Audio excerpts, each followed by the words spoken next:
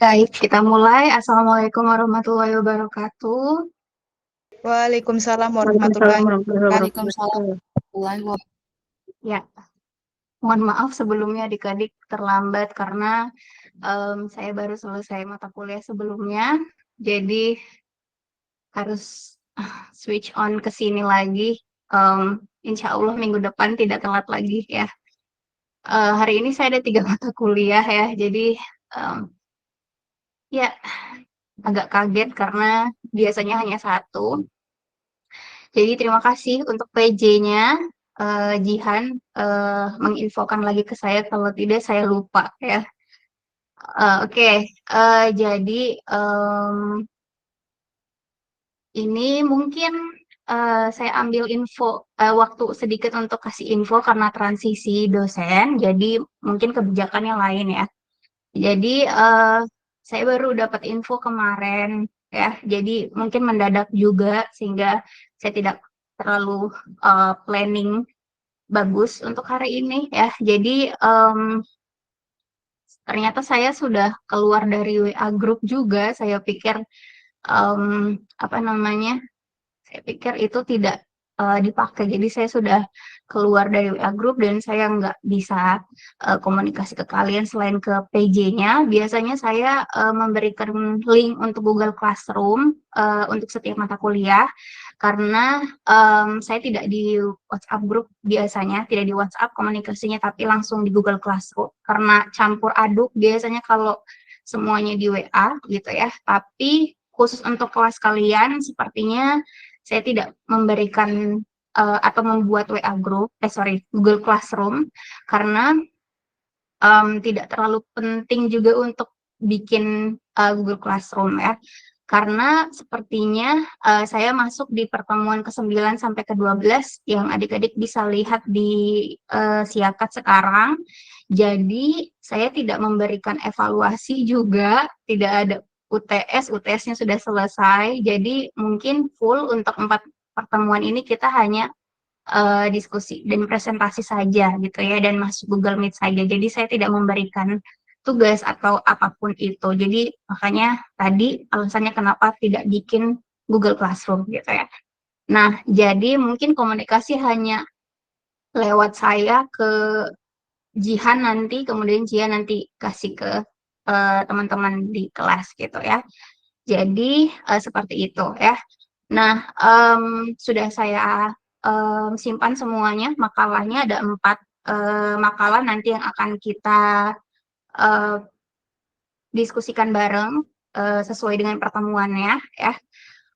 Jadi nanti untuk hari ini berarti untuk pemakalah terkait fotosintesis ya. Nah, karena tidak ada tugas, jadi saya tidak memberikan tugas atau mau dikasih tugas untuk nilai. Silakan kalau mau ya. Tapi sepertinya saya tidak memberikan tugas karena waktunya juga mepet sekali kalau saya ambil lagi waktunya untuk evaluasi di pertemuan setelah pertemuan ke-12 gitu ya. Jadi adik-adik karena tidak ada tugas, mohon bisa diperhatikan karena saya harus ambil nilai untuk nilai individu ya, nilai individu sehingga adik-adik di 4 pertemuan ini terbatas ya, 4 pertemuan ini khusus kalian harus bisa aktif gitu ya, karena saya ambilnya hanya dari situ saja gitu ya. Jadi mohon kehadirannya bisa full di 4 pertemuan ini karena saya tidak ada kasih evaluasi ke kalian. Kalau misalnya nilainya kalian kosong berarti memang dari 4 pertemuan ini kalian tidak aktif gitu ya. Sehingga nanti saya akan menyetorkan nilai juga kosong gitu ya untuk nilai yang kosong tersebut gitu. Jadi saya tidak bisa upayakan lagi ya. Jadi mohon nanti kehadirannya bisa full. Kemudian nilai ini saya ambil dari keaktifan 100% dari nilai itu, kemudian kehadiran juga. Nah, keaktifan di sini bisa kalian mau jadi moderator ataupun notulen dan bisa jadi yang bertanya ataupun yang menambahkan seperti itu ya. Jadi nanti alokasikan orang-orangnya kalau misalnya sudah aktif di pertemuan ke-9 misalnya bisa nanti prioritas untuk teman-teman yang lain gitu ya. Boleh ya, seperti itu kebijakannya. Oke. Nah, kemudian untuk absensi, adik-adik bisa dilihat di sini, saya sudah em, menambahkan untuk pertemuan 4 ini khusus bersama saya, tetapi kalau dilihat dari absensi di pertemuan-pertemuan sebelumnya itu banyak yang kosong ya. Jadi saya tidak berhak untuk mengisi dan yang berhak untuk mengisi itu dosen yang sebelumnya. Nah, adik-adik tolong bisa diingatkan kepada dosen-dosennya yang belum mengisi absen karena absen juga penting sehingga nanti bisa full gitu ya. Jadi seperti itu. Saya hanya mengabsen khusus 4 pertemuan ini saja dan absensinya langsung real time gitu ya. Jadi nanti saya konfirmasi lagi kalau misalnya setelah mungkin saya menambahkan ada tambahan dari saya akan tanyakan lagi apakah yang saya kasih alpha itu ada info tambahan atau ternyata hadir di Google Meet gitu ya. Mungkin itu saja cepat informasinya, tapi nanti kalau ada informasi tambahan saya bakal kasih tahu lagi langsung ke Jihan, nanti Jihannya bisa share ke teman-teman ya. Oke, kita bisa mulai. Mohon maaf ya, udah telat banyak sekali. Semoga bisa dimaklumi. Kemudian mohon maaf lahir dan batin adik-adik, kita baru ketemu lagi sekarang. Mohon maaf kalau misalnya ada hal-hal yang kurang dari saya gitu ya di eh, mata kuliah sebelumnya ya. Oke, kita langsung saja mulai untuk materi hari ini tentang fotosintesis. Silakan pemakalah bisa di-share screen PowerPoint-nya. Kemudian untuk moderator dan notulen siapa untuk hari ini?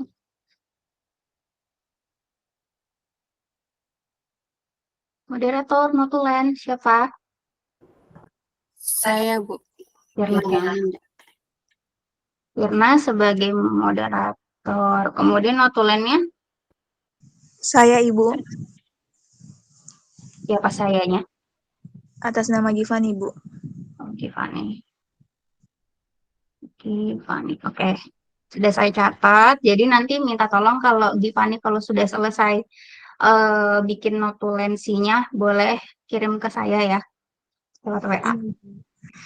Thank you. Oke, bisa langsung dimulai moderator. Waktu dan tempatnya saya persilakan. Baik, Assalamualaikum warahmatullahi wabarakatuh. Sebelumnya perkenalkan nama saya Firna Amanda dengan NIM A221220077. Di sini saya sebagai moderator yang akan memandu jalannya diskusi pada siang hari ini. Adapun materi kelompok 4 kali ini adalah fotosintesis tumbuhan C3 dan C4, fotolisis, fiksasi CO2, dan daur Kelvin. Baik, kepada kelompok 4, waktu dan tempat saya persilahkan. Baik, terima kasih moderator atas kesempatan yang telah diberikan. Perkenalkan kami dari kelompok 4 dengan judul materi fotosintesis pada tumbuhan C3 dan C4, fotolisis, fiksasi CO2, dan daur Kelvin.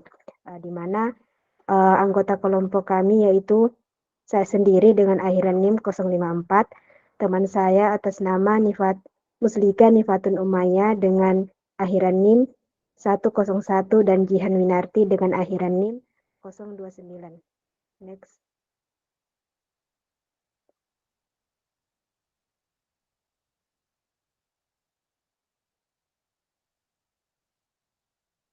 Baik.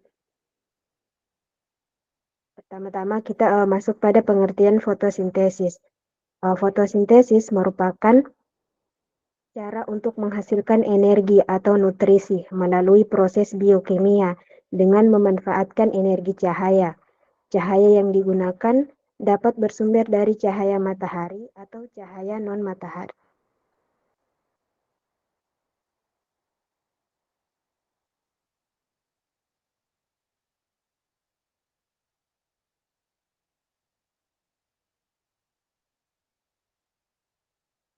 Slide sebelumnya.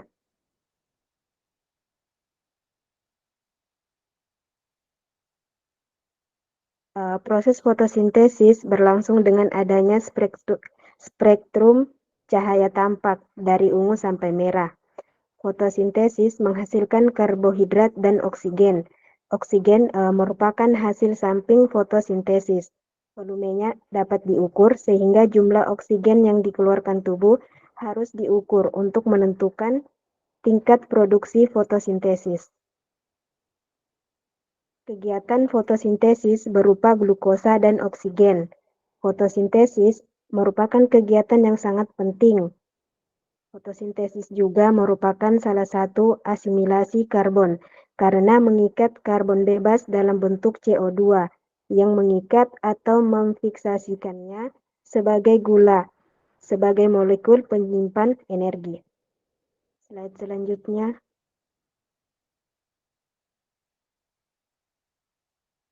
Fotosintesis tumbuhan C3. Proses fotosintesis pada tumbuhan C3 merupakan salah satu dari beberapa jenis mekanisme fotosintesis yang digunakan oleh tumbuhan untuk menghasilkan glukosa atau gula dan oksigen menggunakan energi cahaya matahari, karbon dioksida atau CO2 dan air atau H2O. Pada tumbuhan C3, enzim yang menggabungkan CO2 dan ribolusa difosfat pada tahap awal proses asimilasi juga dapat mengikat O2 pada saat yang bersamaan untuk proses fotorespirasi, di mana fotorespirasi ini merupakan respirasi proses pemecahan karbohidrat untuk menghasilkan energi yang terjadi pada siang hari. Jika konsentrasi karbon dioksida di atmosfer meningkat, maka hasil kompetisi antara CO2 dan O2 lebih menguntungkan, sehingga fotorespirasi terhambat dan asimilasi meningkat. Baik, itu materi dari saya. Selanjutnya akan dilanjutkan oleh teman saya.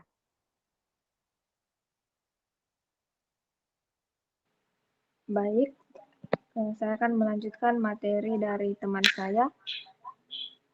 Next, yaitu fotosintesis tumbuhan C4. Tanaman C4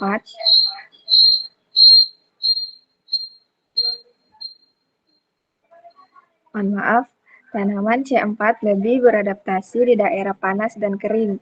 Pada tumbuhan C4, CO2 diikat oleh PEP atau enzim mengikat CO2 pada tumbuhan C4 yang tidak dapat mengikat O2, sehingga tidak terjadi persaingan antara CO2 dan O2. Tempat terjadinya asosiasi awal ini adalah pada sel mesofil atau kelompok sel yang mengandung klorofil di bawah sel epidermis daun. CO2 yang terikat pada PEP kemudian ditransfer ke sel-sel bundle seed atau kelompok sel di sekitar xilem dan floem, di mana terjadi pengikatan pada RUBP. Laju asimilasi tanaman C4 hanya meningkat sedikit seiring dengan peningkatan CO2. Jadi, ketika tingkat CO2 di atmosfer meningkat, tanaman C3 lebih beruntung dibandingkan tanaman C4 dalam hal menggunakan kelebihan CO2. Contoh tanaman C4 yaitu jagung, sorghum, dan tebu. Reaksi di mana CO2 diubah menjadi asam malat atau asam aspartat adalah melalui penggabungannya dengan fosfoil pirufat atau PEP untuk membentuk aksolesetat. Enzim PEP karboksilase ditemukan di setiap sel tumbuhan yang hidup dan enzim ini berperan dalam fiksasi CO2 pada tumbuhan C4. Reaksi perubahan aksolesetat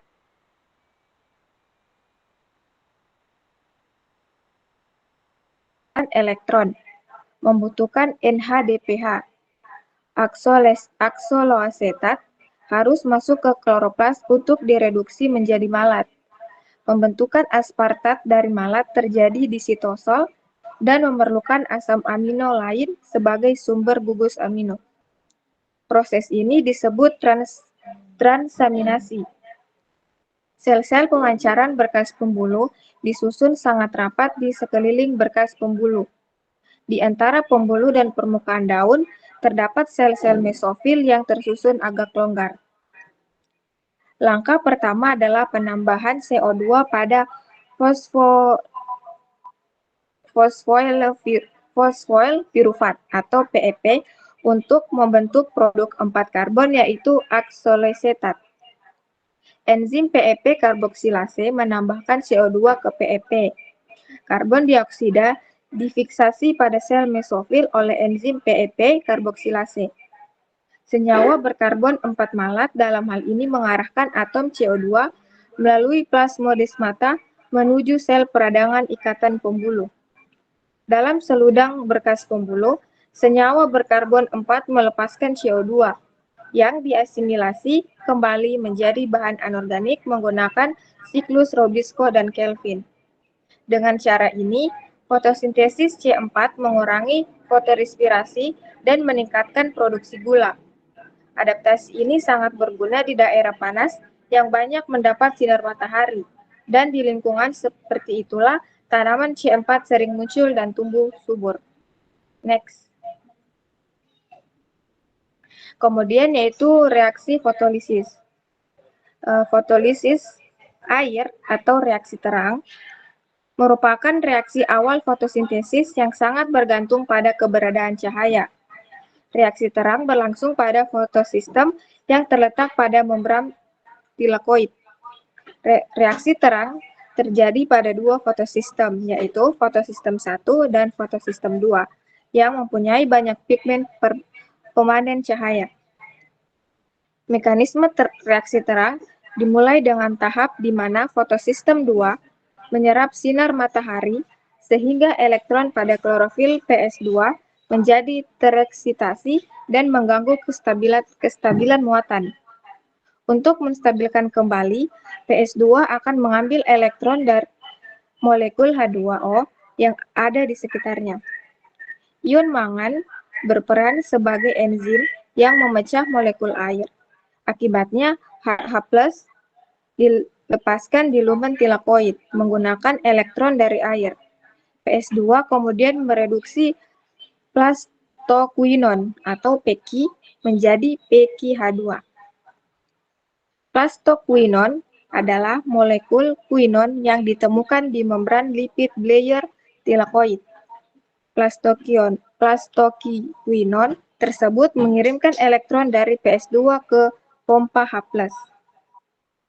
Elektron dari ferredoksin digunakan dalam tahap akhir pengangkutan elektron untuk mereduksi NADP+ dan membentuk NADPH.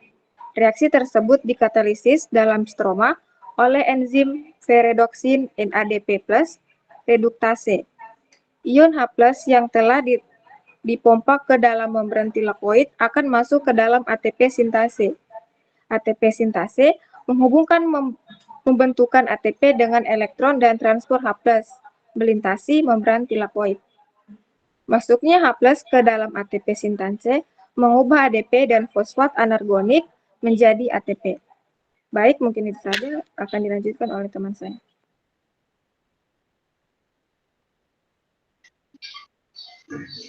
Baik, terima kasih atas kesempatannya. Jadi di sini saya ingin melanjutkan materi tentang fiksasi CO2.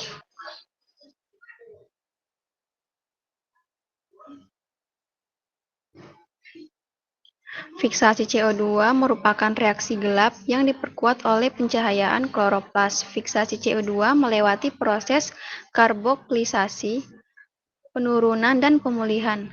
Karboksilasi termaksud menambahkan CO2 dan H2O ke RuBP menyusun dua partikel 3-fosfogliserat atau 3-PGA.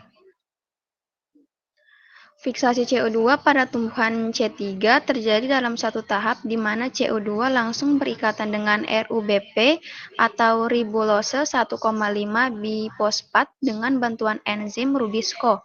Proses ini menghasilkan molekul 3-fosfogliseril SeRaDH 3-PGA yang berisi 3 atom karbon. Oleh karena itu disebut tumbuhan C3. Rubisco juga dapat berikatan dengan CO2 yang menyebabkan proses fotosintesis menjadi kurang efisien dalam kondisi cahaya yang kuat atau suhu yang tinggi. Kemudian fiksasi CO2 pada tumbuhan C4 terjadi pada dua tahap. Tahap pertama terjadi di dalam sel mesofil di mana CO2 difiksasi oleh enzim PEP karboksilase untuk membentuk asam oksaloasetat yang berisi 4 atom karbon. Oleh karena itu disebut tumbuhan C4. Asam ini kemudian dirubah menjadi asam malat atau asam asparat, kemudian dipindahkan ke sel-sel pembuluh. CO2 dilepaskan dan difiksasi oleh enzim Rubisco dalam siklus Kelvin. Sama seperti pada tumbuhan C4, proses ini memungkinkan tumbuhan C4 untuk melakukan fotosintesis dengan lebih efisien di bawah kondisi cahaya yang kuat dan suhu yang tinggi. Next. Selanjutnya, siklus Kelvin atau biasa disebut juga reaksi gelap. Siklus Kelvin adalah bagian dari proses fotosintesis yang terjadi di tumbuhan C3 dan C4. Proses ini melibatkan 3 tahapan utama. Yang pertama, fiksasi karbon. Karbon dioksida atau CO2 yang ada di udara diserap oleh tumbuhan dan diubah menjadi molekul organik dengan bantuan enzim Rubisco. Tahapan yang kedua yaitu reduksi. Molekul organik tersebut kemudian direduksi menjadi gula yang sederhana atau PGAL dengan bantuan ATP dan NADPH yang dihasilkan dari reaksi terang. Tahap yang ketiga yaitu regenerasi. Sebagian dari gula sederhana tersebut diregenerasi kembali menjadi RUBP atau ribulose bifosfat yang kemudian digunakan kembali dalam tahap fiksasi karbon. Perbedaan utama antara tumbuhan C3 dan C4 terletak pada tempat dan waktu reaksi fotosintesis. Tumbuhan C3 melakukan proses fotosintesis di sel-sel mesofil, sedangkan tumbuhan C4 melakukan proses ini di sel pembuluh. Pada tumbuhan C4, fiksasi karbon berlangsung dalam 2 tahap. Pada tahap pertama, CO2 fiksasi oleh enzim PEP karboksilase di sel mesofil untuk membentuk asam 4 karbon. Asam ini kemudian dipindahkan ke sel-sel pembuluh di mana CO2 dilepaskan dan difiksasi oleh enzim Rubisco dalam siklus Kelvin, sama seperti pada tumbuhan C3. Sekian pembahasan dari kami, saya langsung kembalikan ke moderator. Baik, itu tadi pemaparan materi dari kelompok 4. Kepada kelompok 4 saya ucapkan banyak terima kasih. Selanjutnya kepada teman-teman, jika dari pemaparan materi tersebut ada yang kurang dipahami atau kurang dimengerti dari penjelasannya, saya persilahkan untuk memberikan pertanyaan. Saya buka tiga pertanyaan untuk sesi pertama.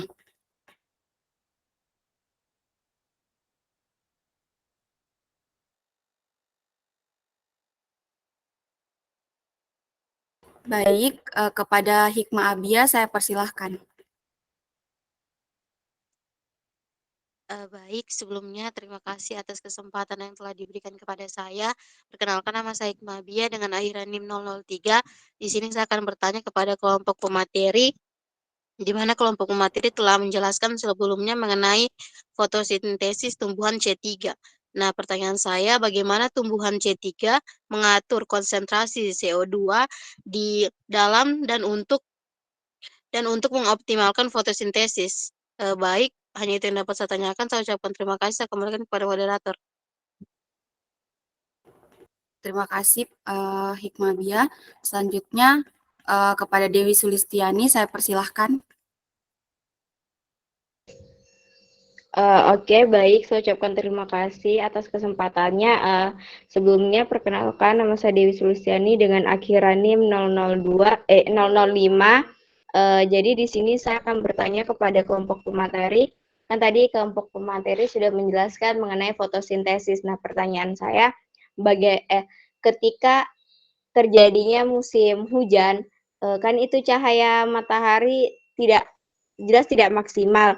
Nah, jadi apakah tumbuhan pada saat dia melakukan fotosintesis itu terganggu atau tetap seperti biasa. Oke, baik, itu saja dapat saya tanyakan. Saya kembalikan ke moderator.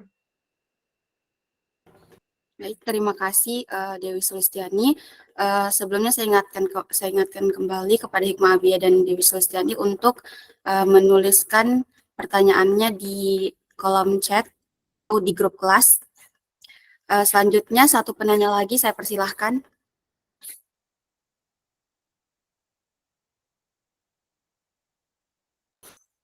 Sebelum menunggu pertanyaan dari satu pertanyaan lagi, saya persilahkan kepada kelompok pemateri untuk mencari jawabannya terlebih dahulu.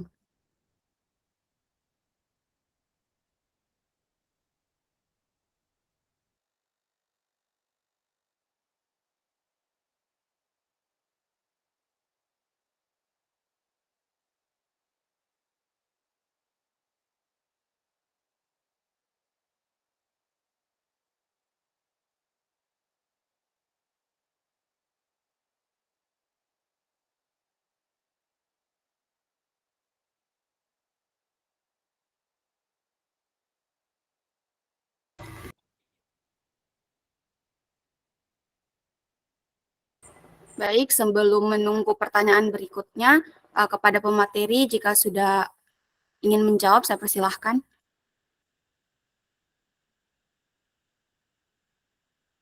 Izin bertanya, Izin. izin Baik, kepada Jihan Winarti, saya persilahkan. Baik, terima kasih atas kesempatannya. Saya ingin menjawab pertanyaan dari Hikmah Abia. Pertanyaannya tuh bagaimana tumbuhan C3 mengatur konsentrasi CO2 di dalam daun untuk mengoptimalkan fotosintesis. Jadi, tumbuhan C3 itu mengatur konsentrasi CO2-nya di daun melalui yang disebut sebagai pengaturan stomata. Jadi, stomata itu pori-pori kecil yang terdapat pada permukaan daun yang berperan dalam pertukaran gas.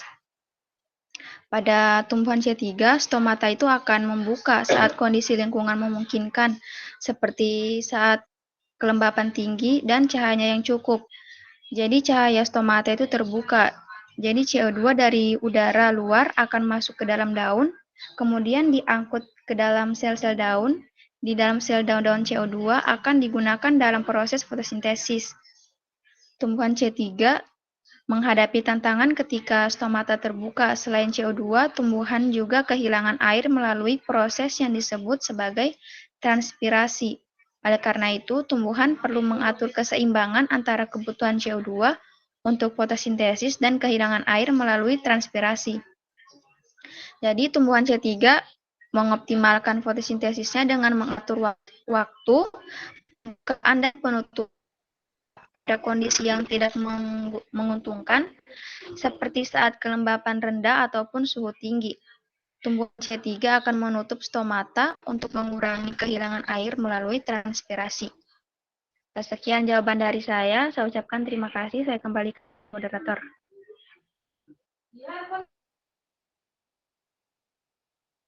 Baik, itu tadi jawaban dari pemateri pertama. Pada pemateri kedua, Muslika Nifatun Umayya, saya persilahkan untuk memberikan tambahan jawaban. Baik, terima kasih kepada moderator. Saya ingin menambahkan jawaban dari pertanyaannya Hikmah. Bagaimana tumbuhan C3 mengatur konsentrasi CO2 di dalam daun untuk mengoptimalkan fotosintesis. Jadi, selain pengaturan stomata, faktor-faktor lain seperti suhu, intensitas cahaya, dan konsentrasi CO2 juga mempengaruhi fotosintesis pada tumbuhan C3.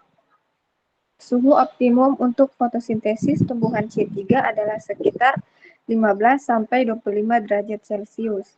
Intensitas cahaya yang cukup juga penting untuk menghasilkan energi yang diperlukan dalam fotosintesis.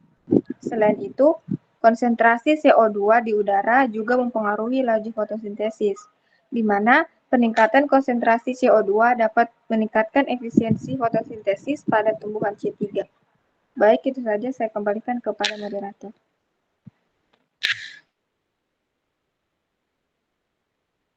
Baik, selanjutnya saya persilahkan kepada pemateri ketiga untuk memberikan tambahan jawaban.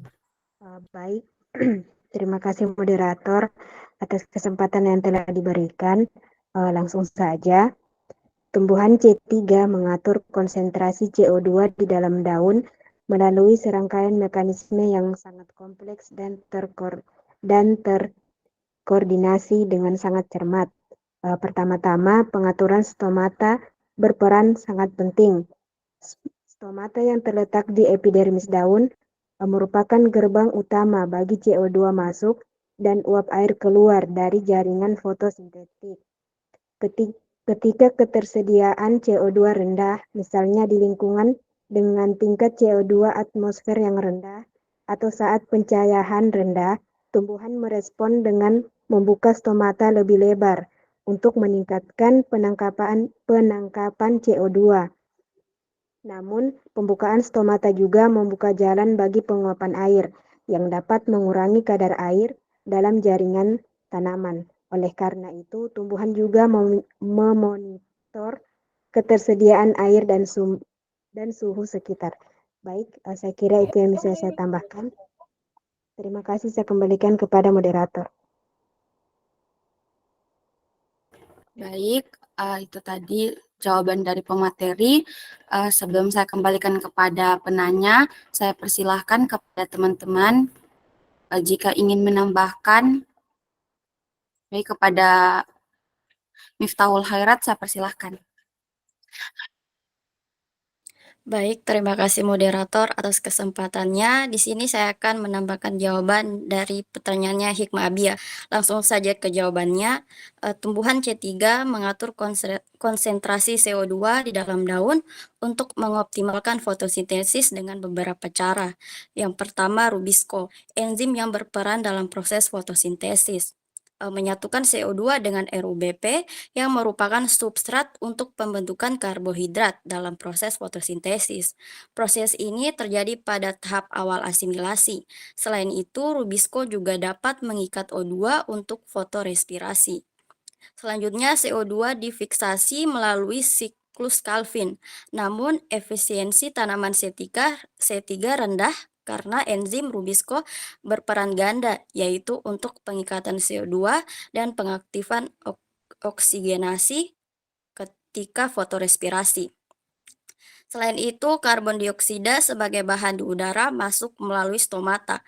Produk yang dihasilkan dari fotosintesis yaitu glukosa, merupakan produk fotosintesis berenergi tinggi yang menyebar ke seluruh bagian tanaman lewat floem. Oksigen adalah produk fotosintesis yang keluar dari daun melalui stomata. Baik, mungkin hanya itu saja. Saya kembalikan kepada moderator. Baik, saya ucapkan banyak terima kasih kepada Miftahul Khairat atas tambahan jawaban yang diberikan. Selanjutnya saya persilahkan kepada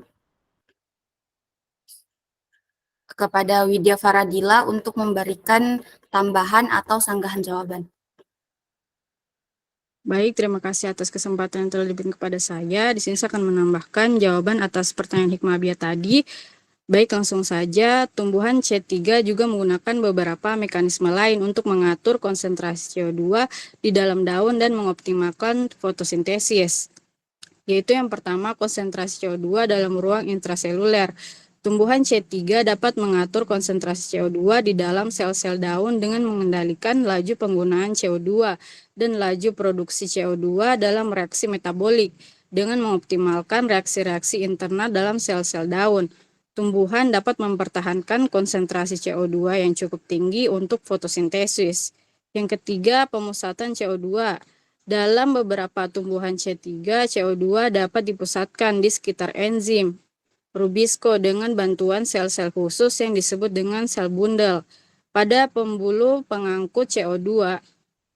Mekanisme ini membantu meningkatkan efisiensi fiksasi CO2 oleh rubisco dan mengurangi fotoksidasi. Baik, hanya itu tambahan dari saya kembalikan kepada moderator.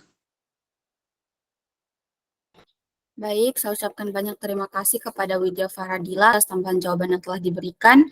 Selanjutnya, saya persilahkan kepada Sonita untuk memberikan tambahan jawaban. atau sanggahan.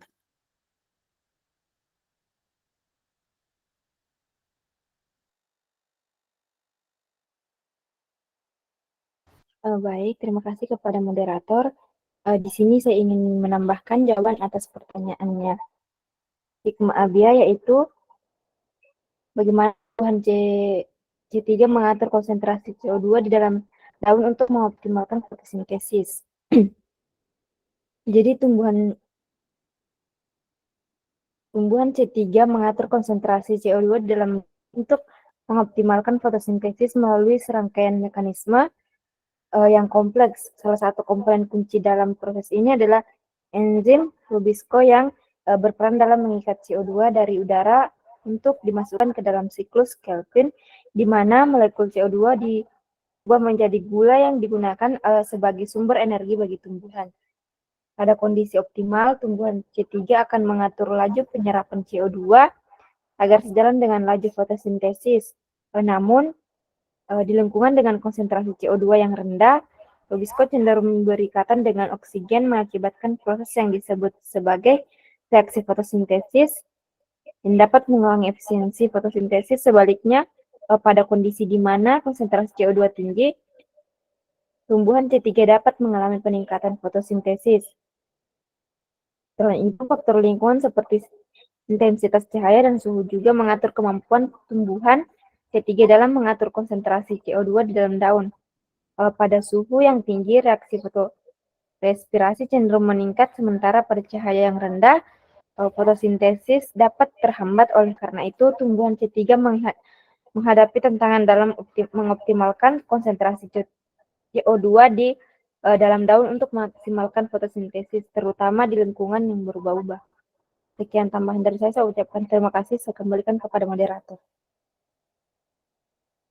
Baik, saya ucapkan banyak terima kasih kepada Sonita atas tambahan jawaban yang telah diberikan. Selanjutnya saya persilahkan kepada Dwi Wiranti untuk memberikan sanggahan atau tambahan jawaban.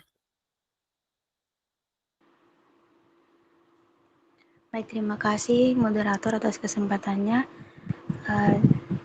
Di sini saya akan menambahkan sedikit mengenai pertanyaan dari forum. Langsung saja, tumbuhan C3 mengatur konsentrasi CO2 di dalam daun untuk mengoptimalkan fotosintesis dengan cara menghadapi fotorespirasi. Pada tumbuhan C3, fotorespirasi terjadi ketika rasio CO2 atau O2 menurun akibat penutupan stomata yang mengakibatkan peningkatan fotorespirasi dan penurunan tajam dalam fotosintesis. Namun, konsentrasi CO2 yang tinggi dapat meningkatkan pertumbuhan tumbuhan C3 dengan memacu laju fotosintesis yang dipicu oleh konsentrasi CO2 yang tinggi.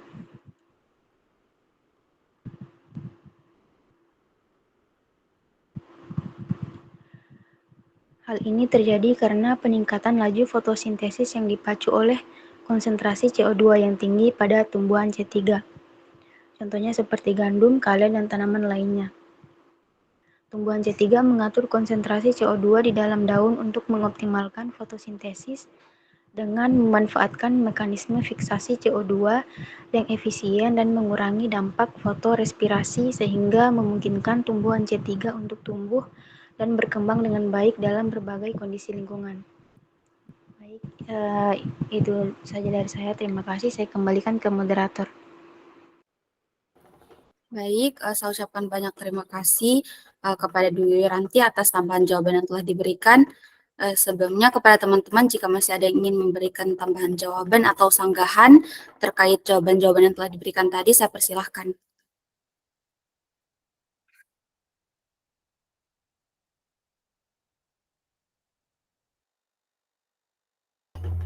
Baik, jika sudah tidak ada, langsung saja saya kembalikan kepada penanya.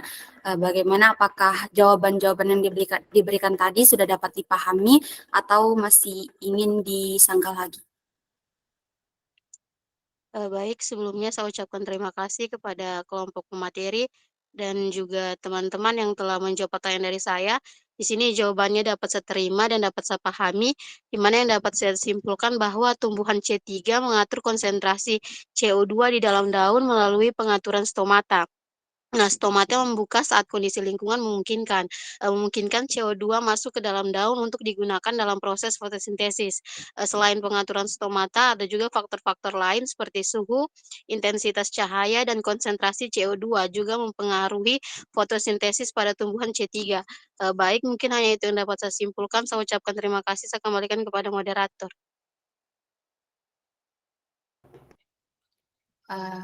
Berikutnya, saya persilahkan kepada pemateri untuk menjawab pertanyaan selanjutnya.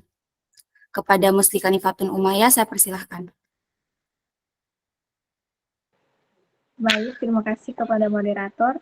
Saya ingin menjawab pertanyaan dari Dewi Sulistiani mengenai ketika terjadi musim hujan, cahaya matahari tidak maksimal.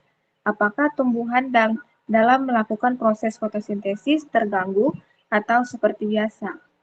Inti pertanyaannya itu, apakah ada pengaruh dalam fotosintesis pada tumbuhan?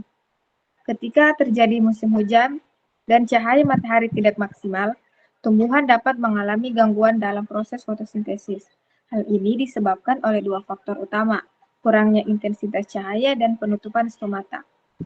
Kurangnya intensitas cahaya pada musim hujan mengakibatkan tumbuhan menerima jumlah energi cahaya yang lebih rendah untuk digunakan dalam fotosintesis. Proses fotosintesis membutuhkan energi cahaya untuk mengaktifkan reaksi kimia yang terlibat dalam pembentukan senyawa organik. Oleh karena itu, kurangnya intensitas cahaya dapat mengurangi laju fotosintesis pada tumbuhan. Selain itu, pada musim hujan, tumbuhan cenderung menutup stomata untuk mengurangi kehilangan air melalui penguapan. Penutupan stomata ini dapat menghambat masuknya CO2 ke dalam daun, yang merupakan bahan baku utama dalam fotosintesis. Kurangnya CO2 yang masuk ke dalam daun dapat mengurangi laju fotosintesis pada tumbuhan. Namun, meskipun terjadi gangguan, tumbuhan masih dapat melakukan fotosintesis selama musim hujan. Mereka akan menggunakan energi cahaya yang tersedia seefisien mungkin dan mengoptimalkan penggunaan CO2 yang terbatas. Selain itu, beberapa tumbuhan memiliki adaptasi khusus untuk mengatasi kondisi cahaya rendah, seperti memiliki daun yang lebih besar atau mengakumulasi senyawa-senyawa yang dapat meningkatkan efisiensi fotosintesis. Baik, mungkin itu saja. Saya kembalikan kepada moderator. Baik, itu tadi jawaban yang telah diberikan oleh Muslika Nifatun Umayyah. Saya ucapkan banyak terima kasih. Berikutnya, saya persilahkan kepada pemateri kedua untuk memberikan tambahan jawaban. Kepada Herni, saya persilahkan. Baik, terima kasih moderator atas kesempatannya. Di sini saya sedikit menambahkan pertanyaan dari Dewi, di mana pertanyaannya ketika terjadi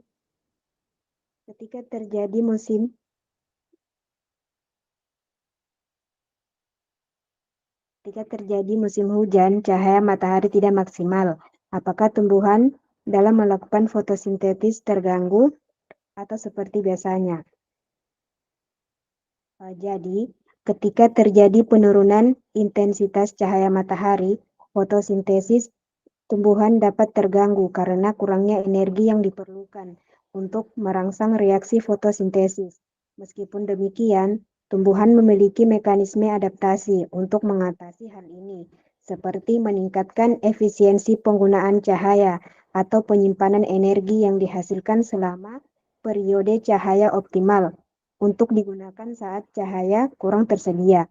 Dengan demikian, meskipun fotosintesis mungkin tidak optimal, tumbuhan tetap dapat bertahan dan melakukan proses vital ini dalam kondisi cahaya yang kurang ideal. Baik, saya kembalikan kepada moderator. Baik, selanjutnya saya persilahkan kepada pemateri ketiga, Dian Winarti, apakah ingin memberikan tambahan jawaban? Saya izin menambahkan. Baik, saya persilahkan. Jadi, ya, terima kasih. Jadi di sini saya ingin menambahkan sedikit jawaban atas pertanyaan dari Dewi. Inti pertanyaannya itu apakah ada pengaruh dalam fotosintesis pada tumbuhan yang terjadi ketika hujan. Jadi ketika terjadi musim hujan, cahaya matahari tidak maksimal, jadi proses fotosintesis pada tumbuhan itu kurang efektif atau terganggu.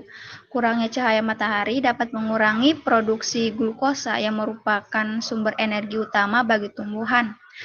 Tapi, tumbuhan memiliki mekanisme adaptasi dan cadangan energi untuk tetap bertahan dalam kondisi yang minim cahaya. Meskipun terjadi gangguan, tumbuhan dapat mengoptimalkan penggunaan cahaya yang tersedia dan menggunakan cadangan energi yang disimpan. Sekian tambahan dari saya kembalikan ke moderator. Baik, saya ucapkan banyak terima kasih.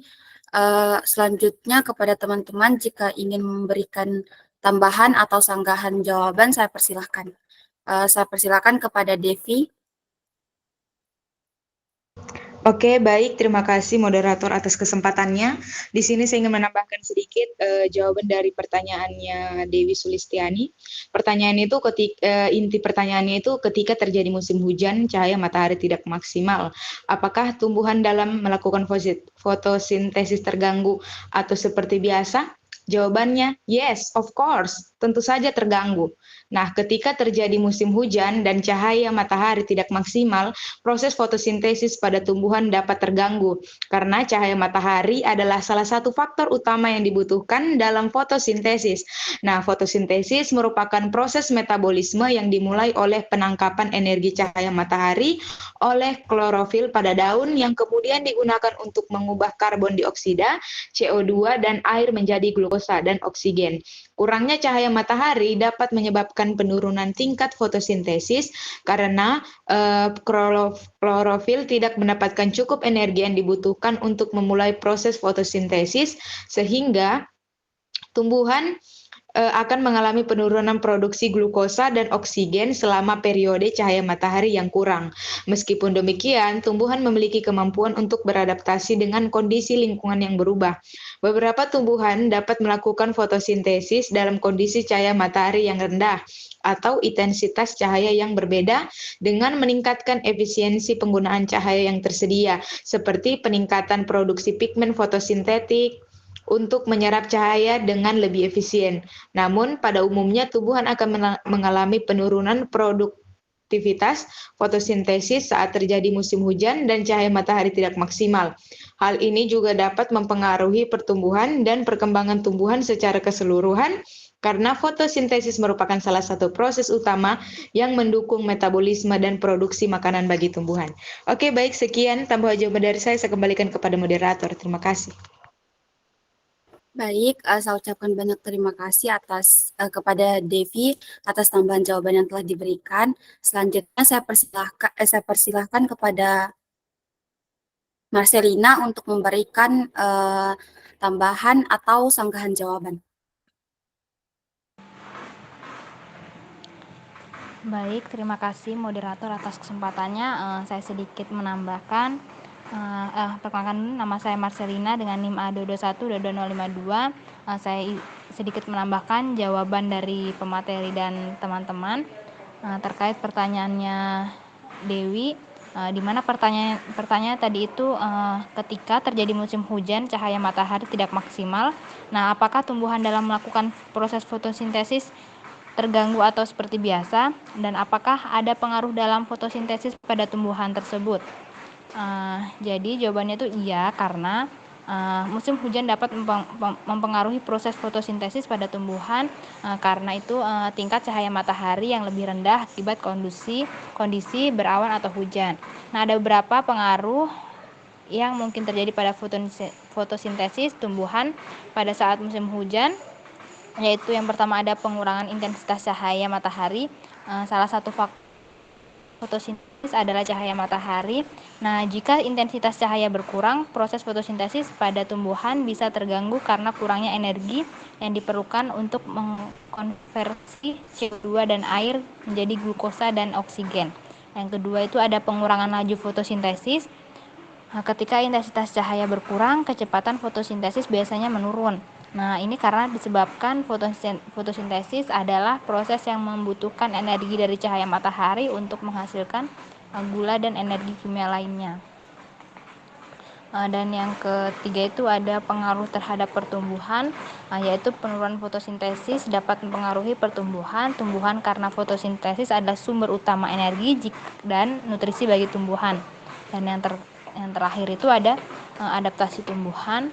Meskipun fotosintesis dapat berkurang selama musim hujan, tumbuhan memiliki mekanisme adaptasi untuk mengatasi lingkungan yang berbeda. Sekian itu saja tambahan dari saya kembalikan kepada moderator. Baik, saya ucapkan banyak terima kasih kepada Marcelina atas tambahan jawaban yang telah diberikan.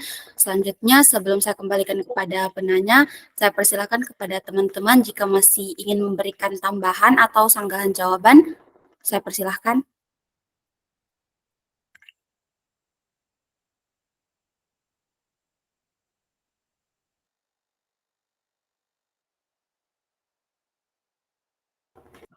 Baik, jika sudah tidak ada lagi, langsung saja saya kembalikan kepada penanya, apakah jawaban-jawaban yang telah diberikan tadi sudah dapat dipahami?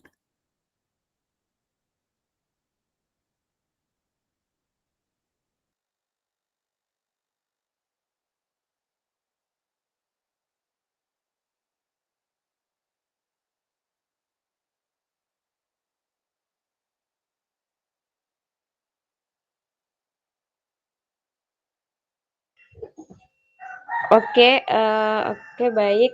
Jadi, saya ucapkan terima kasih kepada pemateri dan teman-teman sekalian yang mana sudah menjawab dari pertanyaanku. Dan sebelumnya, mohon maaf, saya mematikan kamera karena HP-nya panas, jadi nggak bisa on cam. Oke, baik.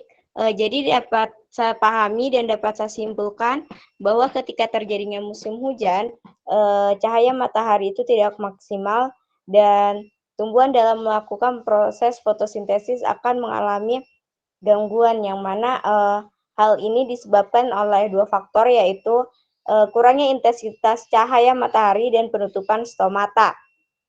Nah, jadi ketika terjadinya penurunan intensitas cahaya matahari, fotosintesis tumbuhan itu dapat terganggu karena kurangnya energi yang diperlukan untuk merangsang reaksi fotosintesis.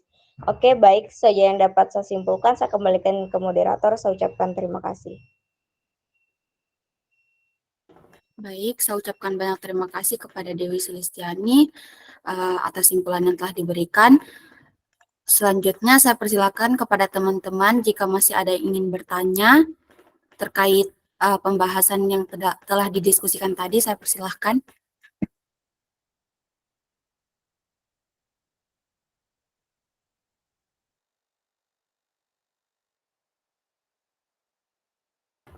Baik, kepada Nikadik Della Darmianti, saya persilahkan.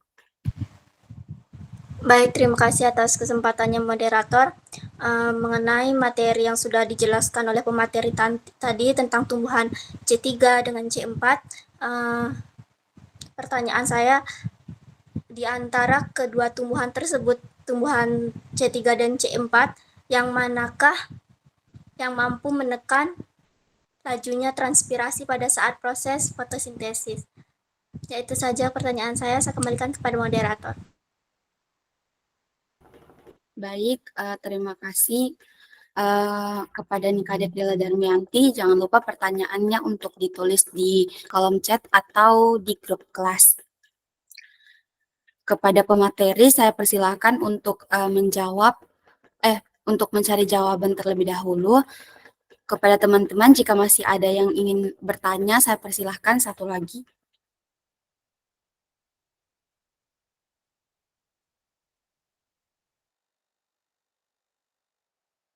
Saya moderator.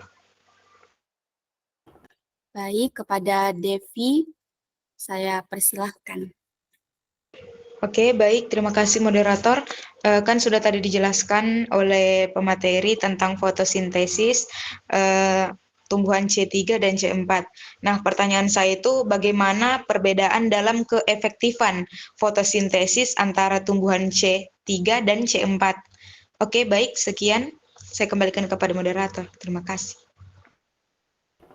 Baik, kepada Devi, jangan lupa pertanyaannya diketik di kolom chat atau di grup kelas. Kepada pemateri, bagaimana, apakah sudah mau langsung menjawab pertanyaan yang telah diberikan tadi atau saya berikan kesempatan untuk mencari jawaban terlebih dahulu?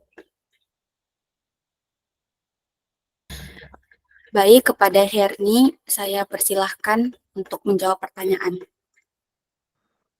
Baik, terima kasih moderator atas kesempatan yang telah diberikan. Di sini saya selaku pemateri akan menjawab pertanyaan dari Nikadek Dela, di mana pertanyaannya di antara tumbuhan C3 dan C4, manakah di antara keduanya yang mampu menekan laju transpirasi pada saat proses fotosintesis? Jadi di antara tumbuhan C3 dan C4, tumbuhan C4 memiliki kemampuan yang lebih baik untuk menekan laju transpirasi selama proses fotosintesis. Hal ini disebabkan oleh perbedaan struktur anatomi dan mekanisme fisiologis antara kedua jenis tumbuhan tersebut. Tumbuhan C4 juga memiliki sistem fiksasi CO2 yang lebih efisien dan kompleks. Seperti yang telah dijelaskan pemateri ketiga tadi, Jihan, Lika, yang memungkinkan mereka untuk tetap melakukan fotosintesis, bahkan dalam kondisi di mana stomata ditutup untuk mengurangi penguapan air.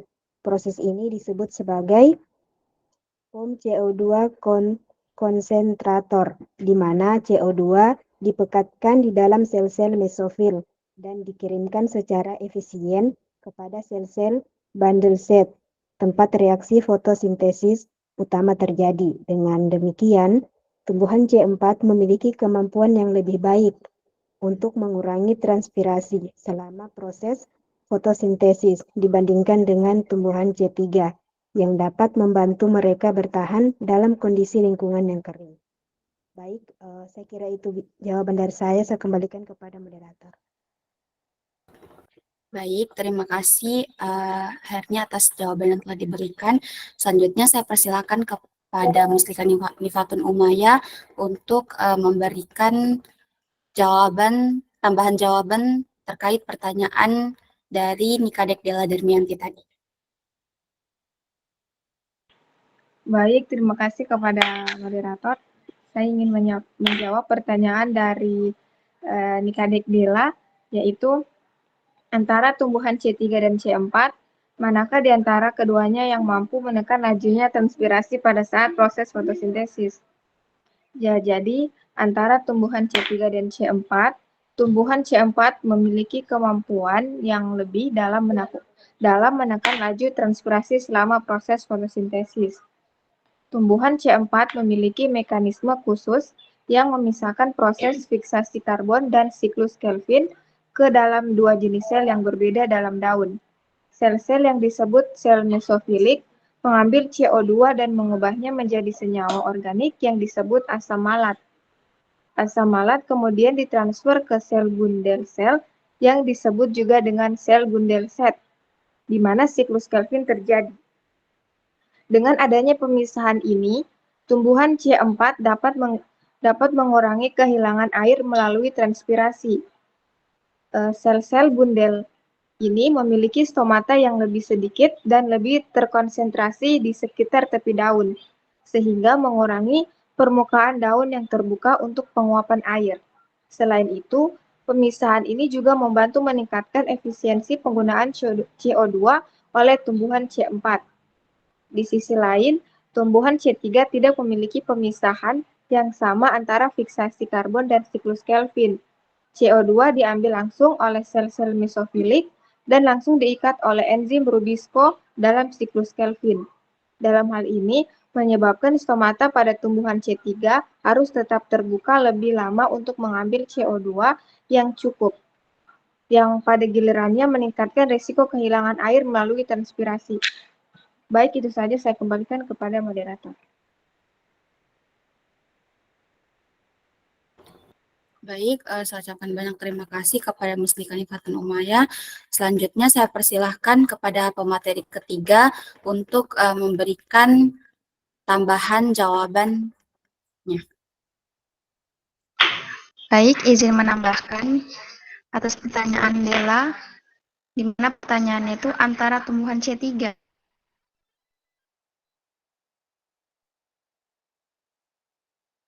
dan C4, manakah di antara keduanya yang mampu menekan lajunya transpirasi pada saat fotosintesis? Jadi seperti yang teman-teman saya katakan tadi,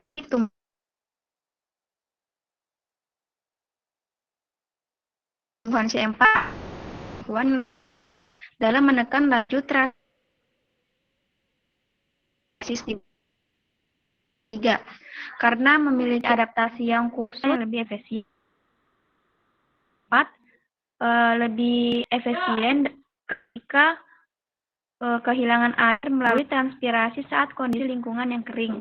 Hal ini memungkinkan C4 untuk menjalankan fotosintesis dengan efisien, bahkan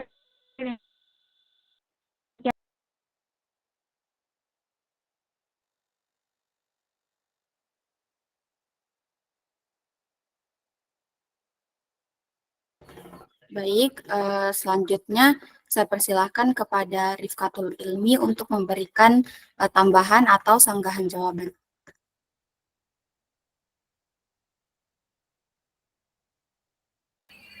Baik, terima kasih atas kesempatannya. Di sini saya akan menambahkan jawaban dari pertanyaan dari forum. Seperti yang dikatakan pemateri tadi, tumbuhan C4 memiliki keunggulan dalam menekan laju transpirasi selama fotosintesis dibandingkan dengan tumbuhan C3. Karena tumbuhan C4 memiliki mekanisme fiksasi karbon yang lebih efisien yang memungkinkannya untuk mengurangi kehilangan air melalui transpirasi. Baik, cuman itu saja. Saya kembalikan kepada moderator. Baik, terima kasih kepada Rifkatul Ilmi atas tambahan jawaban yang telah diberikan. Selanjutnya saya persilakan kepada Risnawati untuk memberikan tambahan atau sanggahan jawaban. Baik, terima kasih atas kesempatan yang diberikan kepada saya. Sebelumnya, perkenalkan nama saya Risnawati dengan akhiran NIM 030. Langsung saja ke jawaban atas pertanyaan dari Bella tadi. Jadi antara tumbuhan C3 dan C4, tumbuhan C4 cenderung lebih efisien dalam menekan laju transpirasi selama proses fotosintesis. Tumbuhan C4 telah mengembangkan mekanisme adaptasi khusus yang memungkinkan mereka mengurangi kehilangan air melalui transpirasi. Tumbuhan C4 memiliki sistem fiksasi karbon yang lebih efisien dan kompleks dibandingkan dengan tumbuhan C3. Mereka menggunakan enzim PEP karboksilase untuk mengikat karbon dioksida pada tahap awal fotosintesis yang terjadi di sel-sel khusus yang disebut sel-sel bundle seed. Selanjutnya, karbon dioksida tersebut diubah menjadi senyawa organik yang kemudian akan dipecah menjadi CO2 lagi untuk dimasukkan ke siklus Calvin dalam sel-sel bundle seed. Proses ini memungkinkan tumbuhan C4 untuk mempertahankan tingkat CO2 yang lebih tinggi di sekitar kloroplasma, sehingga mengurangi kebutuhan mereka untuk membuka stomata untuk mengambil CO2. Dengan demikian, tumbuhan C4 dapat meminimalkan kehilangan air melalui transpirasi karena stomata mereka dapat tetap tertutup lebih lama. Ini memberikan keunggulan dalam mengatasi kondisi lingkungan yang kering atau panas. Mungkin itu saja tambahan jawaban dari saya kembalikan kepada moderator.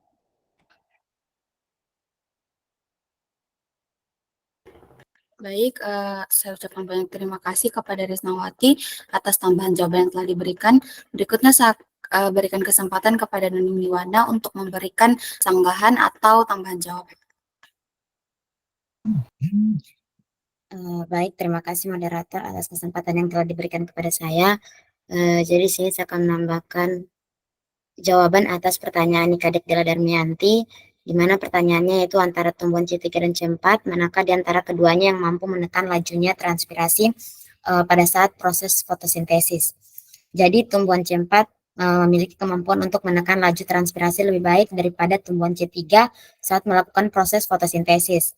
Hal ini disebabkan oleh perbedaan struktur dan mekanisme fisiologis antara tumbuhan C3 dan C4. Tumbuhan C4 memiliki adaptasi yang lebih efisien dalam penggunaan air karena mereka memiliki dua jenis sel fotosintesis yang berbeda, yaitu sel mesofil dan sel bundle sheet. Sel mesofil bertanggung jawab untuk menangkap CO2 dan mengubahnya menjadi senyawa organik. Sedangkan sel bundle sheet bertanggung jawab untuk mengurangi kehilangan air melalui transpirasi. Dengan adanya dua jenis sel ini, tumbuhan C4 dapat memisahkan proses fiksasi CO2 dan fotosintesis secara spasial, sehingga mengurangi kehilangan air melalui transpirasi.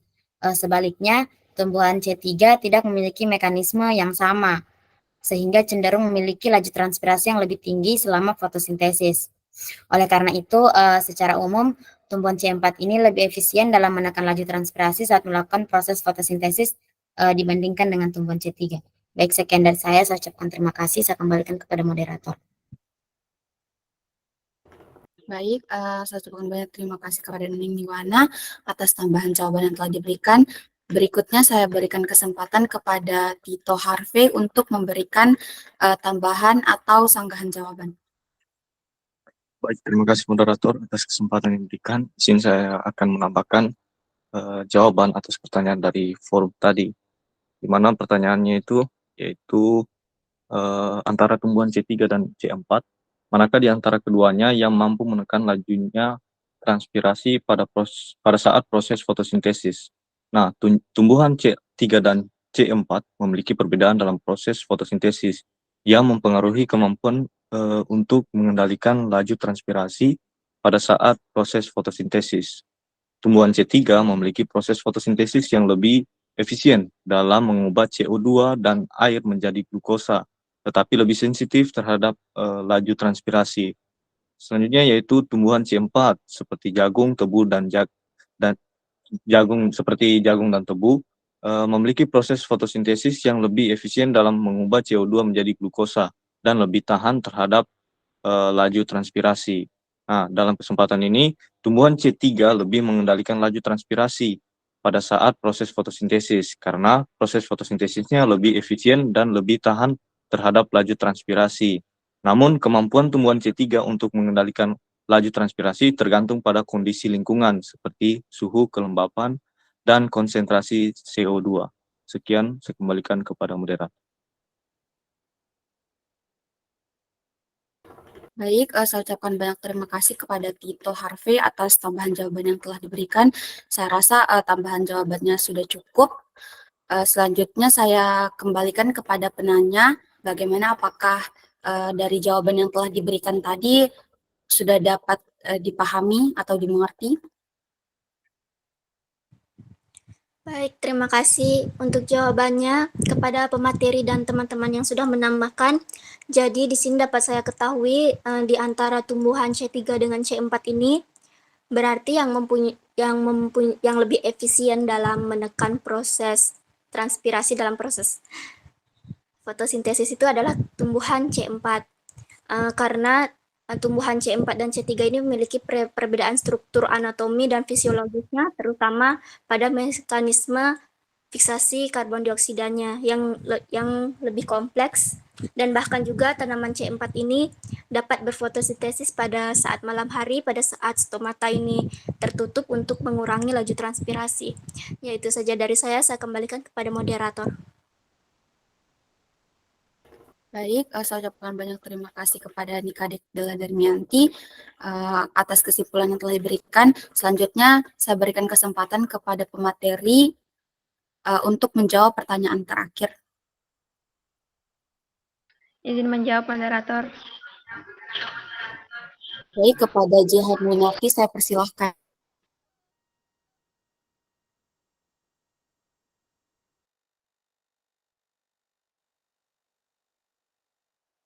Jawab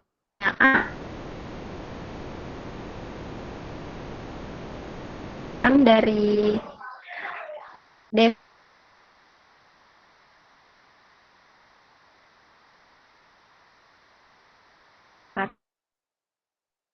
dan tumbuhan C4.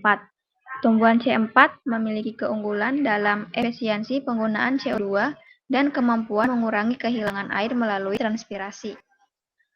Mereka lebih efisien dalam menyerap CO2 dan menjaga ketersediaan air selama fotosintesis, terutama dalam kondisi lingkungan yang panas, kering, dan terpapar sinar matahari yang intens. Sedangkan tumbuhan C3 cenderung lebih unggul dalam kondisi lingkungan yang sejuk dan lembab. Sekian jawaban dari saya kembalikan ke moderator. Baik, selanjutnya saya persilakan kepada Mustika Nifatun Imaya untuk memberikan tambahan jawaban. Baik, terima kasih moderator. Saya ingin menambahkan jawaban dari pertanyaan Devi. Bagaimana perbedaan dalam keefektifan fotosintesis antara tumbuhan C3 dan tumbuhan C4? Perbedaan dalam keefektifan fotosintesis antara tumbuhan C3 dan tumbuhan C4 terutama berkaitan dengan efisiensi penggunaan CO2 dan pengurangan kehilangan air melalui transpirasi. Nah, untuk perbedaannya itu dari kondisi lingkungan yang berbeda. Tumbuhan C3 cenderung lebih efektif dalam kondisi cahaya sedang hingga rendah dan suhu yang lebih rendah.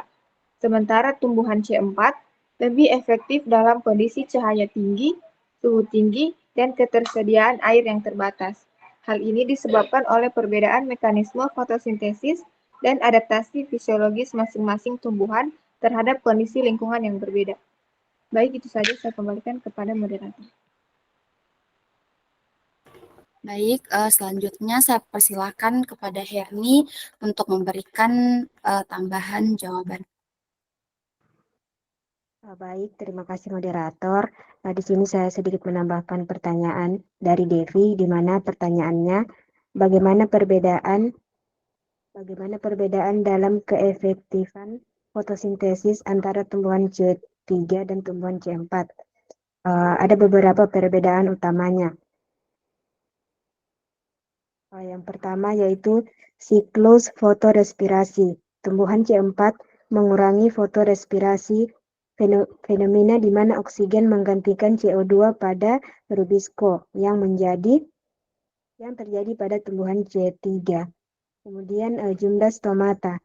Tumbuhan C4 cenderung memiliki jumlah stomata yang lebih sedikit daripada tumbuhan C3 yang berkontribusi pada pengurangan transpirasi. Kemudian yang terakhir ada evolusi. Tumbuhan C4 diyakini telah berevolusi secara terpisah sebagai adaptasi terhadap tekanan seleksi lingkungan yang berbeda. Sementara tumbuhan C3 dianggap lebih primitif secara evolusi. Baik, saya kira itu yang bisa saya tambahkan. Saya kembalikan kepada moderator. Baik, sebelum saya kembalikan kepada penanya, saya berikan kesempatan kepada teman-teman apakah ada yang ingin menambahkan atau menyanggah jawaban yang telah diberikan oleh pemateri tadi. Baik, kepada Adita Saranga, saya persilahkan. Baik, terima kasih atas kesempatannya moderator. Sebelumnya, perkenalkan nama saya Adita Marsanda Saranga dengan akhiran NIM 051. Jadi langsung saja, perbedaan utama dalam keefektifan fotosintesis antara tumbuhan C3 dan tumbuhan C4 terletak pada cara mereka memproses karbon dioksida selama fotosintesis. Tumbuhan C3 menggunakan siklus Calvin untuk mengikat CO2 secara langsung di dalam sel mesofil. Tetapi proses ini tidak sangat efisien dalam kondisi panas dan kering karena tumbuhan C3 cenderung membuka stomata lebih banyak untuk mengakses CO2 yang meningkatkan risiko kehilangan air melalui transpirasi. Di sisi lain, tumbuhan C4 memiliki mekanisme yang lebih efisien untuk mengatasi kondisi panas dan kering. Mereka menggunakan siklus Hertzsprung untuk mengambil CO2 dan menghasilkan senyawa organik yang disebut oksaloasetat di dalam sel mesofil, yang kemudian diubah menjadi senyawa 4 karbon di dalam sel Bandelschaft. Proses ini memungkinkan tumbuhan C4 untuk mengurangi kehilangan air melalui transpirasi dengan menutup stomata lebih banyak, sementara masih dapat mengakses CO2 yang diperlukan untuk fotosintesis. Sekian tambahan dari saya kembalikan pada moderator. Baik, selanjutnya saya berikan kesempatan kepada Nikadik Apriani untuk memberikan tambahan jawaban atau sanggahan. Kepada Nikadik Apriani, saya persilahkan. Baik, terima kasih kesempatan moderator. Di sini saya akan menambahkan jawaban dari pertanyaannya Devi. Di mana pertanyaan tadi, Bagaimana perbedaan dalam keefektifan fotosintesis antara tumbuhan C3 dan tumbuhan C4? Tumbuhan C3 dan tumbuhan C4 memiliki perbedaan dalam keefektifan fotosintesis yang didasarkan pada mekanisme pengambilan karbon dioksida. Tumbuhan C3 seperti padi dan gandum menggunakan siklus Calvin untuk fotosintesis dan biasanya beroperasi optimal pada kondisi cahaya intensitas rendah. Namun, mereka lebih rentan terhadap kondisi panas dan kekeringan karena enzim yang terlibat dalam siklus Calvin reaksi memiliki afinitas yang tinggi terhadap oksigen, yang mengarah pada respirasi yang tidak efisien. Sebaliknya, tumbuhan C4 seperti jagung dan tebu memiliki adaptasi yang lebih efisien dalam kondisi panas dan kekeringan. Mereka menggunakan siklus Calvin dan siklus Hertzsprung untuk memisahkan proses pengambilan karbon dioksida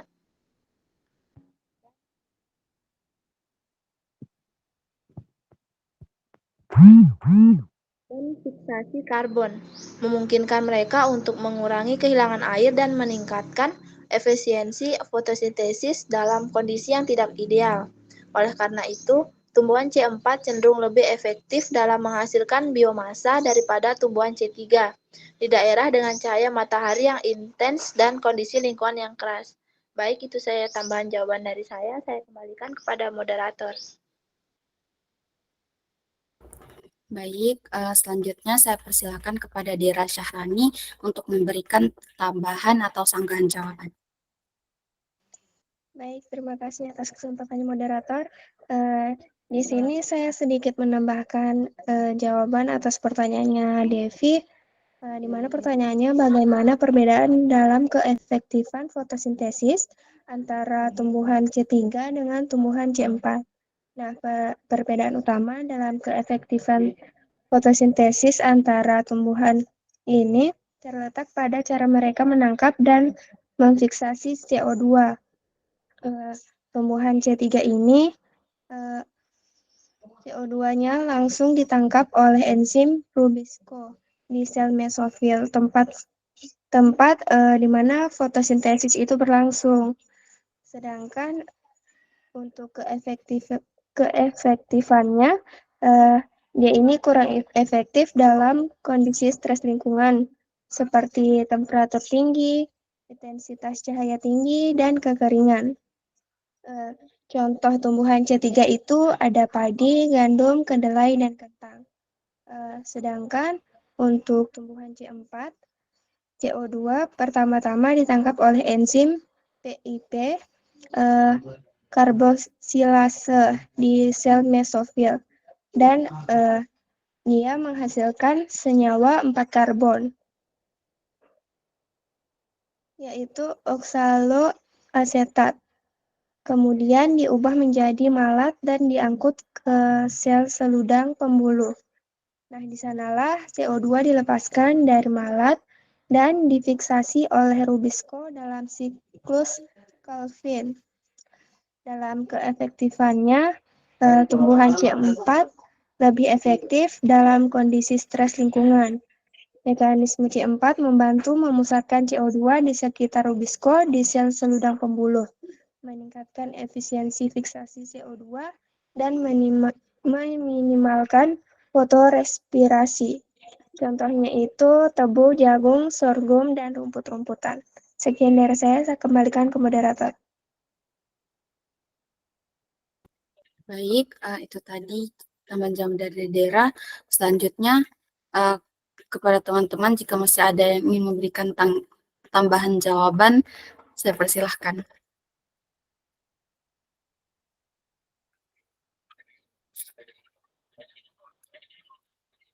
Baik, jika sudah tidak ada, langsung saja saya kembalikan kepada penanya. Apakah jawaban yang telah diberikan tadi sudah dapat dipahami atau masih ingin disanggah kembali? Oke, baik.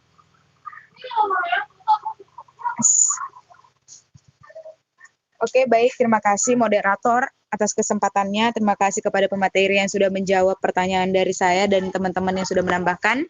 Jadi di sini dapat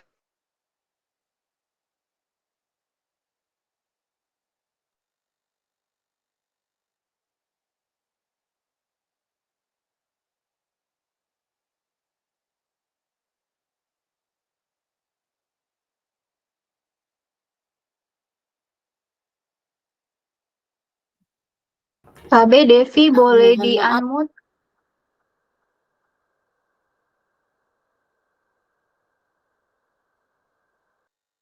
Sorry Ibu. Waduh, maaf Ibu. Oke, baik. Di sini jadi saya ingin menyimpulkan jawaban dari teman-teman tadi dari pertanyaan saya. Nah, pertanyaan saya itu bagaimana perbedaan dalam keefektifan fotosintesis antara tumbuhan C3 dan tumbuhan C4. Nah, seperti yang dikatakan teman-teman tadi dan juga pemateri, itu yang dapat disimpulkan itu bahwa pada tumbuhan C4 yang lebih efektif dalam fotosintesis daripada tumbuhan C3. Karena tumbuhan C4 itu dia lebih kompleks, lebih kompleks pada saat melakukan fotosintesis. Nah, yang pertama itu ada pada mekanisme fotosintesisnya. Nah, tumbuhan C3 itu melakukan fotosintesis menggunakan siklus Kelvin-Benso. Nah, kalau pada tumbuhan C4 itu melakukan fotosintesis dengan dua tipe sel. Nah, sel mesofil dan sel silinder bundar. Nah, yang kedua itu ada adaptasi anatomi. Nah, tumbuhan C3 itu memiliki struktur anatomi daun yang relatif sederhana. Nah, dengan stomata terdistribusi secara merata di kedua permukaan daun. Nah, kalau pada tumbuhan C4 itu memiliki adaptasi anatomi yang lebih kompleks. Nah, seperti yang saya katakan tadi, dengan sel-sel khusus di mesofilnya, jaringan daun bagian dalamnya. Nah, kalau pada tumbuhan C3 itu dia lingkungannya harus pokoknya dia itu tidak bisa terlalu panas, tidak bisa terlalu hujan. Nah, kalau pada C4 ini dia bisa dalam kondisi cahaya yang tinggi atau air yang terbatas. Nah, kalau tumbuhan C3 ini dianggap tumbuhan yang primitif. Oke, baik, sekian kesimpulan jawaban dari saya. Terima kasih. Saya kembalikan kepada moderator. Baik, saya ucapkan banyak terima kasih kepada Devi atas kesimpulan jawaban yang telah diberikan. Mohon maaf Ibu, ini mau langsung saya simpulkan atau saya kembalikan ke Ibu dulu? Boleh disimpulkan dulu baru ditutup, kemudian dikembalikan ke saya. Baik Ibu. Jadi itu tadi presentasi dari kelompok 10 kepada teman-teman yang sudah ikut berpartisipasi aktif. Dalam presentasi saya ucapkan banyak terima kasih. Sebelum saya tutup presentasi ini akan saya bacakan kesimpulannya, di mana fotosintesis itu adalah proses yang sangat penting bagi kehidupan di bumi karena menghasilkan oksigen yang dibutuhkan oleh makhluk hidup serta menghasilkan glukosa sebagai sumber energi bagi tumbuhan dan organisme lainnya yang bergantung pada tumbuhan. Untuk fotosintesis tumbuhan itu terdapat dua tipe, yaitu fotosintesis tumbuhan C3 dan fotosintesis tumbuhan C4. Di mana fotosintesis tumbuhan C3 adalah proses fotosintesis yang lebih sederhana dan umum terjadi pada sebagian besar tumbuhan, seperti fotosintesis. Sementara fotosintesis tumbuhan C4 adalah proses fotosintesis yang lebih kompleks dan terjadi pada tumbuhan yang beradaptasi di lingkungan yang panas dan kering. Baik, itu saja kesimpulan jawaban dari saya. Saya akhiri. Wassalamualaikum warahmatullahi wabarakatuh. Saya kembalikan kepada Ibu. Waalaikumsalam warahmatullahi wabarakatuh. Baik, terima kasih adik-adik sudah diskusi. Jadi saya sudah menyimak semua pertanyaan dan jawabannya, sudah saya nilai juga ya. Alhamdulillah hampir semua yang ini ya ada nilainya untuk pertemuan ke-9. Jadi sudah ada nilainya standar ya. Jadi nanti kalau misalnya mau ada nilai lagi boleh aktif lagi untuk pertemuan-pertemuan selanjutnya. Saya lihat jadwal kalian sepertinya habis ini sudah tidak ada mata kuliah lagi, jadi saya agak fleksibel untuk menambahkan sedikit ya. Hanya saja saya sebenarnya habis ini langsung masuk ke mata kuliah lain, yaitu desain. Jadi saya sudah minta izin ke mereka untuk telat sebentar ya, karena saya juga telat masuknya ke kalian ya. Jadi mungkin untuk minggu depan moderator boleh nanti dibatasi untuk yang bertanya, jadi biar saya sedikit ada tambahan waktu gitu ya, karena ini sudah lewat. Kalau untuk minggu ini tidak apa-apa, tapi untuk minggu-minggu depan boleh nanti dialokasikan waktunya biar kita tidak ngaret di belakang, karena saya minggu depan akan masuk di mata kuliah lain juga, langsung di jam 2:10 ya, begitu. Oke, absensi sudah, semuanya hadir ya. Tidak ada saya kasih alpha. Saya mau kasih tambahan sedikit, walaupun tadi sudah dijelaskan ya oleh pemakalah, kemudian juga sudah ada yang menambahkan, banyak sekali yang menambahkan, jadi tentunya sebenarnya sudah meyakinkan jawabannya ya. Nah, saya ada dua sumber buku yang saya pakai. Kalau misalnya mau silakan nanti minta ya. Jadi, tapi ini bahasa Inggris ya. Jadi ini Campbell juga, tapi jilid terbaru, jilid ke-12. Kebetulan tidak ada, belum ada translate-nya ke bahasa Indonesia. Jadi kalau jilid ke-8 itu sudah ada. Edisi ke-8 itu ada, tapi yang edisi ke-12 ini belum ada. Jadi semuanya bahasa Inggris ya. Sebenarnya ada fotosintesis dan respirasi di materi ini ya. Di buku ini ada ya. Covernya ada di sini. Nah, tapi juga sebenarnya ini yang e-book ya. Tapi kalau yang satunya lagi ini buku cetak gitu ya. Dan saya tidak bisa kasih ke kalian tentunya. Dan tidak ada e-booknya. Ini buku fisiologi tumbuhan. Saya punya 3 jilid. Kalau misalnya kalian tertarik untuk fisiologi tumbuhan, silakan nanti bisa lihat, cari gitu ya. Siapa tahu di perpustakaan ada. Ini punyanya Salisbury dan Ross.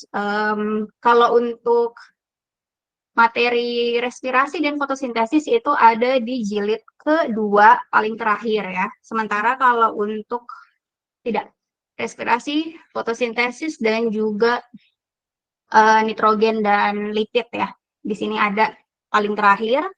Kemudian yang materi paling terakhir itu pertemuan ke-12 itu yang pertumbuhan dan perkembangan itu adanya di jilid 3 ya. Jadi kalau kita lihat timeline perkuliahan itu mengikuti buku ini gitu ya. Dan ini sangat lengkap bukunya. Untuk materi mengenai fotosintesis sendiri itu ada 4 bab ya. Jadi saya tidak bisa berikan semua tambahannya sesuai dengan buku ini. Kalau misalnya interest silakan dicari ya fotokopiannya atau e-booknya di website. Nah, tadi itu terkait tumbuhan, perbedaan antara C3, tumbuhan C3 dan C4, fotosintesisnya sudah dijelaskan ke kalian semua ya tadi ya. Tapi sebenarnya ada juga satu tumbuhan lagi, yaitu CAM ya, tumbuhan cam ya. Nah, tumbuhan cam itu adalah tumbuhan jenis sukulen. Di mana tumbuhan tersebut dia punya mekanisme sendiri fotosintesisnya. Seperti itu ya. Jadi silakan juga ditambahkan kalau misalnya di makalah belum ada dan di pembahasan tadi belum ada. Karena ada 3 jenis, jadi selain C3, C4 ada juga CAM. Nah, untuk proses fotosintesis, kalau di buku ini lengkap, disertai gambar juga, biar kita nggak ngawang-ngawang ya untuk ngejelasinnya. Saya nggak bisa ngejelasin semuanya di sini, tapi kalian bisa lihat bukunya ya.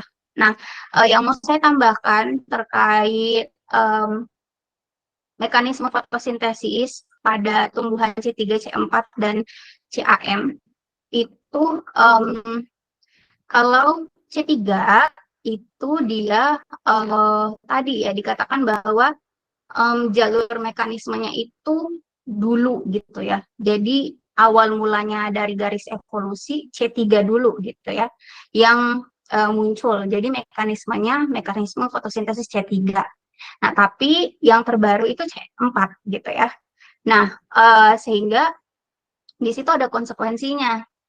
Kalau C3 itu tumbuhannya fotosintesisnya akan cepat, laju fotosintesisnya akan cepat, kemudian akan menghasilkan banyak produk ya, dalam hal ini glukosa dan juga oksigen, ketika tumbuhan itu berada pada tadi ya lingkungan yang tidak terlalu panas dan juga tidak terlalu redup gitu ya, atau terlalu dingin gitu ya. Sementara kalau C4 itu dia bisa eksis atau fotosintesisnya tidak terlalu terganggu jika pun lingkungannya itu panas sekali gitu. Jadi mekanisme yang paling baru itu di C4 itu gitu ya. Nah, kenapa? Karena di sini kita bisa lihat bahwa kalau tadi yang adik-adik sebutkan banyak yang bilang bundle sheet itu apa? Bundle sheet itu maksudnya jaringan pembuluh ya. Jadi proses fotosintesis itu ada yang dibagi berdasarkan tempat, kemudian ada yang dibagi berdasarkan waktu gitu ya. Nah, jadi kalau C3 itu dia berlangsungnya di satu tempat gitu ya, di mesofil. Di sini bisa dilihat ya, di mesofil, di bagian luar sini, sel mesofil ya. Jadi terjadi yang namanya yang pertama itu sebenarnya belum CO2 dulu yang masuk, tetapi kita harus menghasilkan energi dulu gitu. Makanya disebut sebagai fotosintesis. Foto itu foton dari cahaya matahari ya. Kemudian sintesis, pembuatan glukosa dengan menggunakan energi dari foton tadi gitu ya. Jadi fotonnya itu sebenarnya cahaya matahari ya, yang ditangkap oleh pigmen klorofil ya, yang ada di tilakoid, di membran tilakoid itu ya, di kloroplas ya. Nah, jadi fotonnya itu ditangkap untuk menghasilkan energi dulu. Energinya yaitu dalam bentuk ATP ya. Kemudian ada NADPH. Di sini saya balik lagi ke awal. Ada di sini sebenarnya ya, kalau mau dilihat. Jadi energinya itu dalam bentuk ATP dan juga NADPH. Ini. Di sini ya, ada eksitasi gitu ya, eksitasi sehingga kita menghasilkan yang namanya tadi ATP dan NADPH. Nah, kemudian ATP dan NADPH-nya ketika sudah dipanen pada saat siang terik atau pada saat matahari gitu ya, siang hari, itu nanti digunakan ke siklus kedua, yaitu siklus sintesis, di mana siklus kedua itu adalah siklus Kelvin. Siklus Kelvin itu bisa pada saat siang hari, tapi juga bisa pada saat malam hari, gitu ya. Nah, kenapa? Karena energinya kita sudah dapat dari tadi foton tadi gitu ya, dari cahaya matahari yang ditangkap oleh pigmen kemudian menghasilkan ATP dan NADPH. Nah, energi ini tuh sangat dibutuhkan untuk fotosintesis karena kita harus mengubah CO2 yang anorganik menjadi organik, itu CHO ya, glukosa, fruktosa atau pati gitu ya.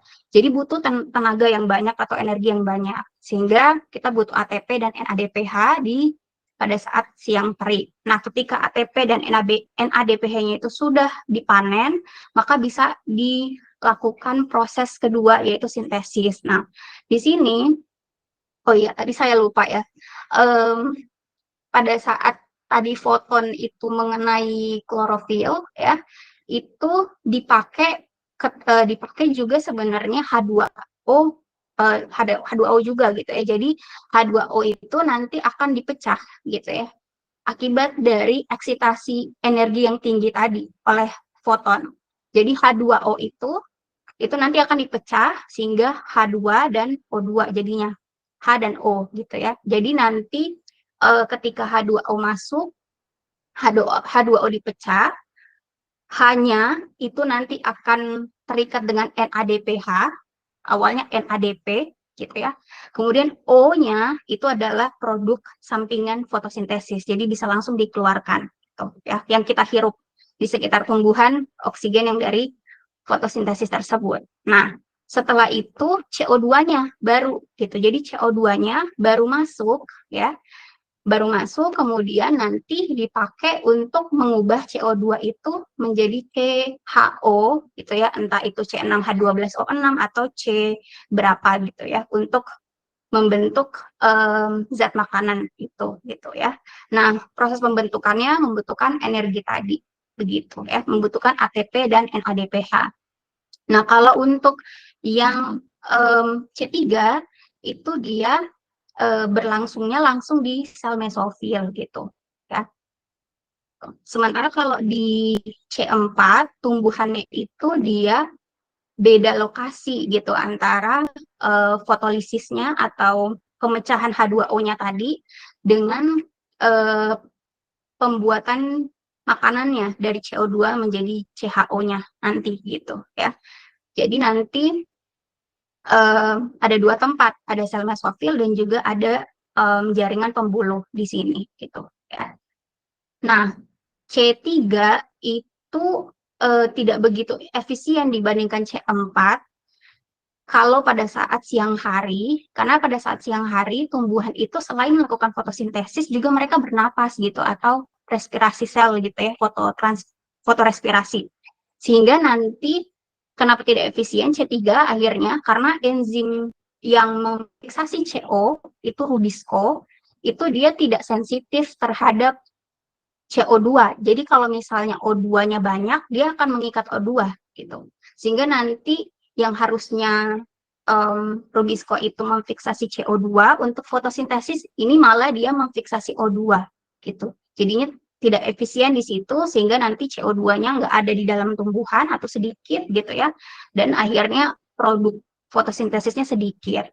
Nah, sementara kalau C4 itu yang memfiksasi CO2 itu enzimnya bukan rubisco tapi PEP tadi gitu. Nah, PEP itu kalau secara evolusi dia lebih maju, artinya dia sensitif terhadap CO2. Jadi kalaupun pada siang hari ada O2 gitu ya, tetapi yang ditangkap itu bukan O2 tapi CO2 gitu. Karena reseptornya hanya mengikat CO2 saja gitu. Makanya alasannya kenapa C3 itu kurang efisien dibandingkan C4 pada saat siang hari gitu ya. Nah, kemudian yang satu lagi untuk CAM ya. Kalau CAM itu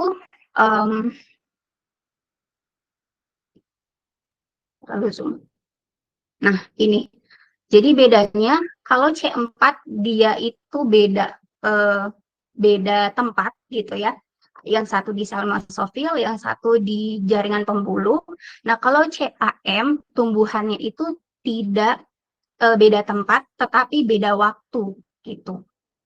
Dia itu tumbuhan yang biasanya hidup di kayak mungkin di gurun gitu ya, atau sangat kering gitu ya, airnya sedikit, maka pada saat siang hari mereka menutup stomatanya, pada saat malam hari baru dia membuka. Jadi bedanya di situ ya. Nah, untuk lebih lanjutnya silakan bisa dipelajari di buku ini. Kalau ada yang mau, silakan nanti bisa WA saya untuk e-booknya, gitu ya. Mungkin itu saja adik-adik tambahannya, karena saya sudah ambil waktu banyak dan saya harus masuk lagi ke kelas berikutnya. Jadi mohon maaf untuk keterbatasan penjelasannya ya. Jadi kalau ada yang mau ditanyakan di luar dari kelas ini boleh silakan ditanyakan di WA seperti itu ya.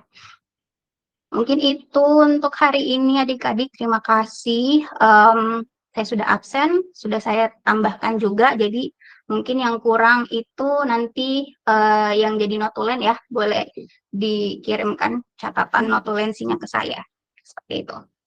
Untuk minggu depan kita masuk insya Allah di jam yang seharusnya jam 12:30, 12.30 sampai jam 2:10 dan disiapkan untuk pemakalannya untuk nanti kita membahasnya respirasi sel ya.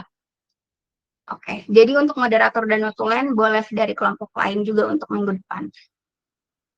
Oke, mungkin tidak ada yang ditanyakan, saya langsung saja tutup, adik-adik izin tutup. Ini saya merekam juga ya, jadi